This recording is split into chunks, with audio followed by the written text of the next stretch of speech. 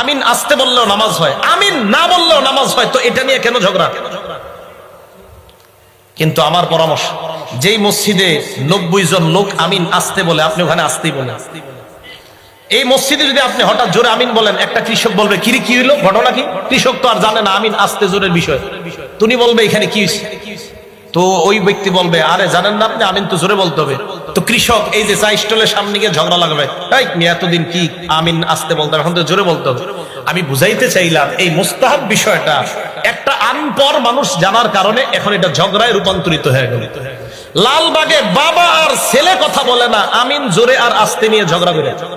লালবাগ বাবা আর ছেলে একই ঘরে খায়। আল্লাহ আমাদেরকে মুস্তাহাব বিষয় নিয়ে ঝগড়া করা থেকে বেঁচে থাকার তৌফিক দান করেন। বলতেছিলাম জবানের হেফাজত, এই জবান দিয়ে আমরা কাউকে কষ্ট দিব না, কাউকে এমন কথা বলবো না যেই কথায় মানুষ কষ্ট পায়, এই জবান দিয়ে এমন কথা বের করবো না যেই কথায় উম্মতের মাঝে বিভক্তি তৈরি হয়। আল্লাহ আমাদের সকলকে বিভক্তিমূলক কথা বলা থেকে জবানকে হেফাজত করার তৌফিক দান করেন। তো জবানের ব্যাপারে তিরমিজি শরীফের বর্ণনাটা, তো নবীজি সাল্লাল্লাহু আলাইহি সাল্লাম এইগুলা বলার ব্যাপারে কয় চূড়ান্ত শিখর হলো জিহাদ। এইগুলা বলার পরে কয় মুআজ আলা আদুল্লুকা আলা মিলাকি যালিকা কুল্লি, আমি কি তোমাকে এই সবগুলার সার নির্যাস সম্পর্কে বলবো না? সাহাবা বলে ইয়া রাসূলুল্লাহ, এই যে সবগুলা আপনি বললেন এইগুলার আবার সার নির্যাস কোনটা? আল্লাহ নবী আখাযা বিলিসানিহি, জিহ্বাটা এইভাবে ধরলেন, ধরার পর বললেন মুআজ কুফা আলাইকা হাযা, এই জবান তুমি নিয়ন্ত্রণ করবা, তাহলে উপরের সব আমল ঠিক।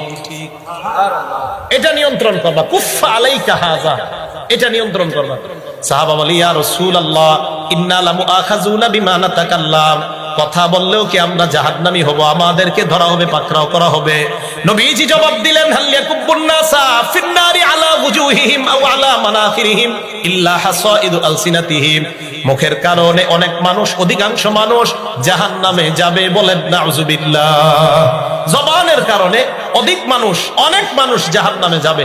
আল্লাহ আমাদের সকলকে এই রমজানকে কেন্দ্র করে আমরা মুস্তাহাব বিষয় সহ কোন বিষয় আমরা ঝগড়া না করে এই জবানকে আমরা হেফাজত করব। ইসলামের কোন বিষয় যদি আমাদের সামনে আসে উলামায়ে কেরামের কাছে গিয়ে জানার চেষ্টা করব, নিজে নিজে কোনো সিদ্ধান্ত আমরা নিব না ইনশাআল্লাহ।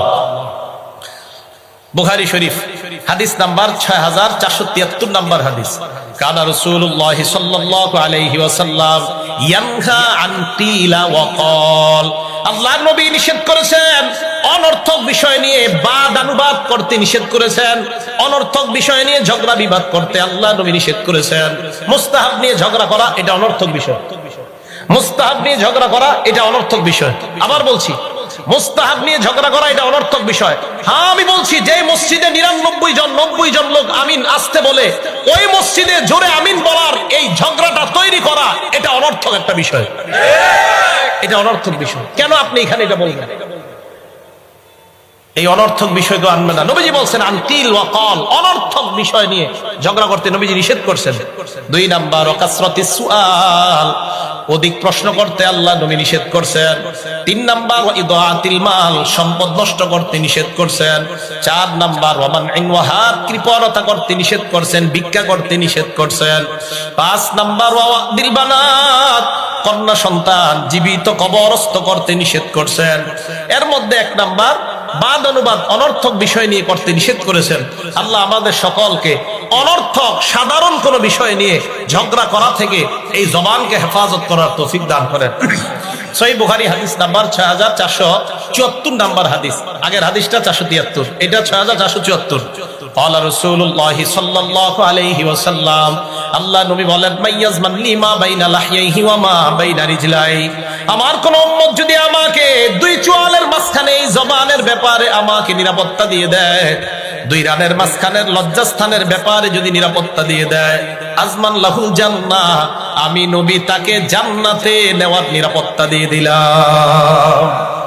আমাকে যদি আমার কোন উম্মত এই 2 চোয়ালের মাঝখানে জবানের নিরাপত্তা দেয়, 2 রানের মাঝখানে লজ্জাস্থানের নিরাপত্তা দেয়, আমি নবী তাকে জান্নাতে নেওয়ার জিম্মাদার হয়ে গেলাম। আল্লাহ আমাদের সকলকে এই জবান আর লজ্জাস্থানকে গুনাহ থেকে হেফাজত করার তৌফিক দান করেন। সহিহ বুখারী হাদিস নাম্বার 6477 নাম্বার হাদিস। ক্বালা রাসূলুল্লাহ সাল্লাল্লাহু আলাইহি ওয়াসাল্লাম, আল্লাহ নবী বলেন, ইন্নার রাজুলা লা ইয়াতাকাল্লামু বিল কালিমা মা ইয়াতাবায়্যানু ফিহা, মাঝে মাঝে মানুষ চিন্তা ভাবনা ছাড়া কথা বলে, ইয়াজিল্লু বিহা ফিন্নার আবআদা মিম্মা বাইনাল মাশরিক, এই অনর্থক কথাবার্তা বলার কারণে দুনিয়ার পূর্ব পশ্চিম যত বড় জাহান্নামে ওই পরিমাণ সে জাহান্নামী হয়ে যায়, এটা তার জানাও নাই। একটা অনর্থক কথা আন্দাজি বইলা ফেলছে, বলার কারণে সে এই দুনিয়ার পূর্ব পশ্চিম যত বড় ওই পরিমাণ জাহান্নামের গভীরে তার ঠিকানা হয়ে যায়, এটা তার জানাও নাই।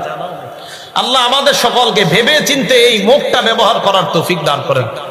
ইউটিউবার ভাই আজকে যারা আমার ভিডিও করছেন, আমি আমিন বিষয়ে যে কথাগুলো বলছি, যদি পারেন পুরো আলোচনা দিবেন, আংশিক কোন আলোচনা কেটে দিবেন, আবার আমি ইউটিউব সব অফ করে দেব। ইউটিউবের ব্যাপারে কিন্তু আমি বলছিলাম আমার ভিডিও করা নিষেধ, এরপরও মাহফিল শেষের দিকে দেখে আমি কিছু বলতেছি না। আমি আমার জিন্দিগিতে কোনো ইউটিউবারকে ফোন দেই নাই, কোন ইউটিউবার বলতে পারবে না, টাকা দিয়ে তো আনার প্রশ্নই আসে না আমার জীবনে। হ্যাঁ, আপনি যে কোনো ইউটিউবারকে বলবেন, ফোন করি না। এরপরেও মাঝখানে কিছু কিছু বিষয় আমার কাটছাট করে ঝামেলা করার চেষ্টা করা হয়েছিল।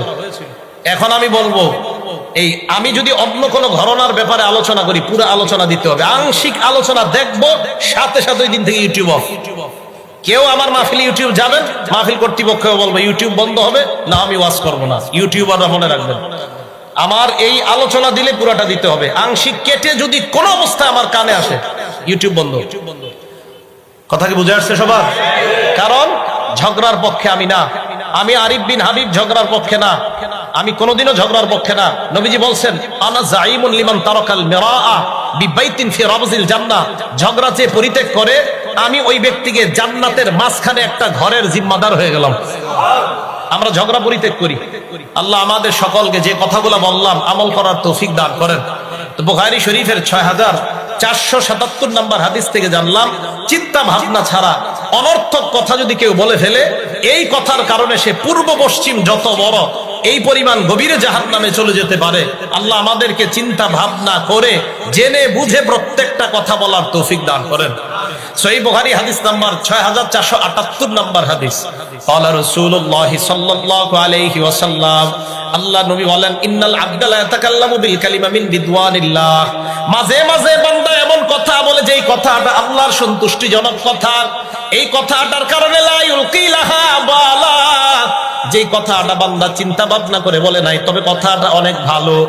মাঝে মাঝে বান্দা এমন কথা বলে যেই কথাটা ভালো, আল্লাহর সন্তুষ্টিজনক কথা, বান্দা নিজেও জানে না আমি এমন ভালো কথা বলছি।